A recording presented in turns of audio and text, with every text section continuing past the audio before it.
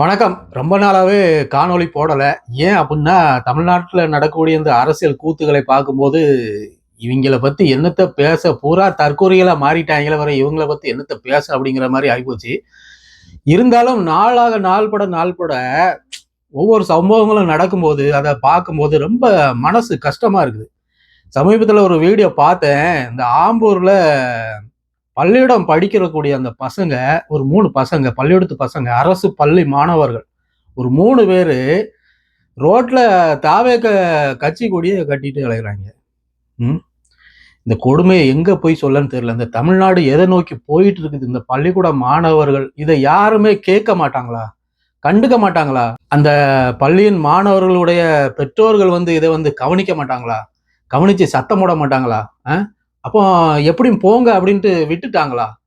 இந்த அதாவது ஒரு நாட்டோட எதிர்காலம் அந்த பள்ளியின் வகுப்பறையில தான் தீர்மானிக்கப்படுது அப்படின்ட்டு அண்ணன் சீமான் அவர்கள் அடிக்கடி சொல்லுவாங்க.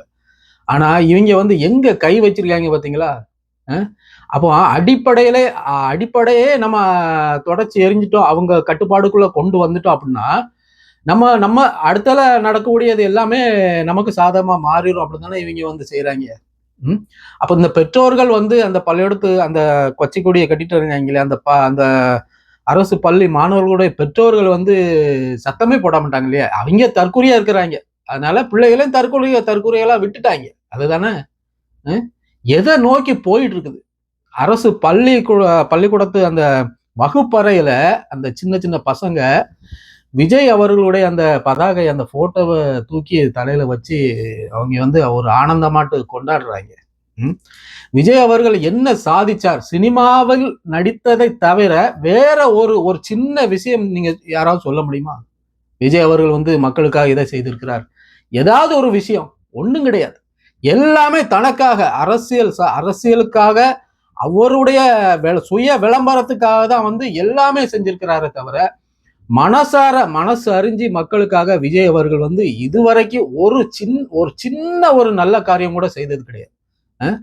அப்போ அந்த இவங்க எப்படி கொண்டு போறாங்க பாருங்க, இந்த அரசியல் கட்டமைப்பை எப்படி அமைச்சு கொண்டு போறாங்க பாருங்க. இந்த அறிவார்ந்த சமூகம், இந்த தமிழ் சமூகம் சிந்திக்காதா?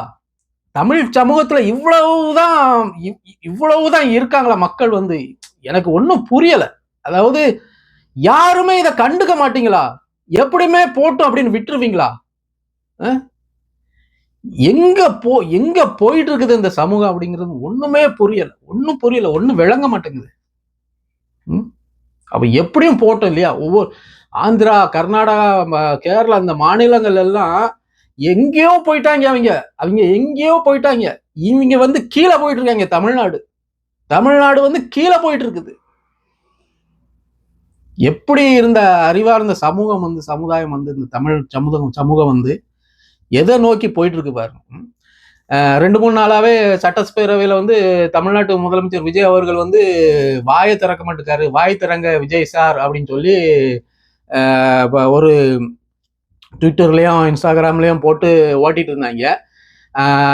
அதற்கு முட்டு கொடுக்கும் விதமாட்ட அவங்க கட்சிக்காரங்க ஆதரவு அர்ஜுனா, அப்புறம் ராஜ்மோகன், இன்னொரு படி மேல போயிட்டு யாரு முதலமைச்சர் விஜய் அவர்களுடைய அப்பா வேற, அவர் என்னடானா பேசிதான் இந்த நாட்டை கெடுத்து வச்சிருக்காங்களாம்.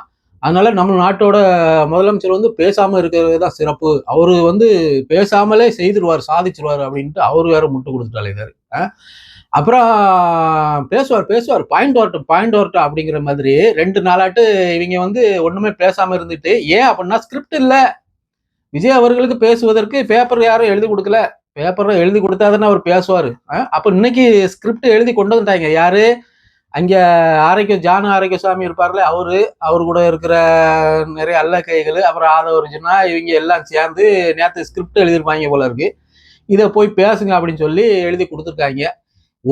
ஒரு விஷயம் கூட நல்ல விஷயம் கிடையாது. இன்னைக்கு பதில் சொல்லியிருக்கிறார்கள் மாண்புமிகு முதலமைச்சர் விஜய் அவர்கள் எதிர்கட்சிகள் கேட்ட கேள்விகளுக்கு.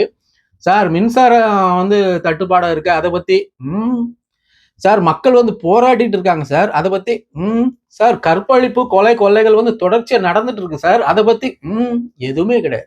என்ன பேசியிருக்கிறாரு? சொன்னதே தான். நான் கரூர்ல 41 பேர் இறந்து போயிட்டாங்க, அதை வந்து எப்படி என் மேல பழிய போட்டு நீங்க வந்து உங்க சுயநலத்தை தேடிட்டீங்க அப்படிங்கிற மாதிரி திமுக சாடிதான். அதுக்கப்புறம் இங்க போதைப் பொருள், கஞ்சா எல்லாமே தமிழ்நாட்டுல கொட்டி கிடக்கு. இது வரைக்கும் நீங்க வந்து கட்டுப்படுத்தாதனாலதான் இப்போ வரைக்கும் அதை வந்து கட்டுப்படுத்த முடியல, கண்ட்ரோல் கொண்டு வர முடியல. அப்ப எல்லாத்துக்குமே காரணம் திமுக தான் அப்படின்ட்டு இன்னும் இவங்க திமுகக்குள்ளதான் இருக்கிறாங்க. திமுகவே குறை சொல்லிட்டு தான் இருக்கிறாங்க. இன்னும் தாவேக்கா ஆட்சி நடக்குங்கிற மாதிரி அவங்களுக்கு தோணலைன்னு நினைக்கிறேன். இன்னும் 5 வருஷத்துக்கு இதை தான் பாடிட்டு இருப்பாங்க. திமுக திமுக திமுக. இனி ஏதாவது ஒரு பெரிய சம்பவம் நடந்தாலும் திமுக தான் பாடுவாங்க. இனி அடுத்தால மழை காலம் வருது. மழை காலத்துல வந்து எதுவுமே பண்ண மாட்டாங்க, எதுவுமே நடக்கவும் செய்யாது. கடந்த ஆட்சியில 4000 கோடி மழைக்காக ஒதுக்கப்பட்ட தொகை வந்து அப்படியே திமுக காரங்க தின்ட்டாங்க. எந்த செயலும் வந்து செய்யல அப்படின்னு சொல்லி சப்பக்கட்டு கட்டி இவங்க வந்து ஓச்சிருவாங்க. அதுதான் நடக்கும். கடைசியில மக்களுக்கு ஒரு பயனும் கிடையாது, ஒரு பிரயோஜனம் கிடையாது. மாற்றம் வரும் மாற்றம் வரும் மாற்றம் வரும்னு ஒண்ணும் கிடையாது. காரணம் நம்ம மக்கள் தான். நம்ம மக்களை தான் சொல்லணும்.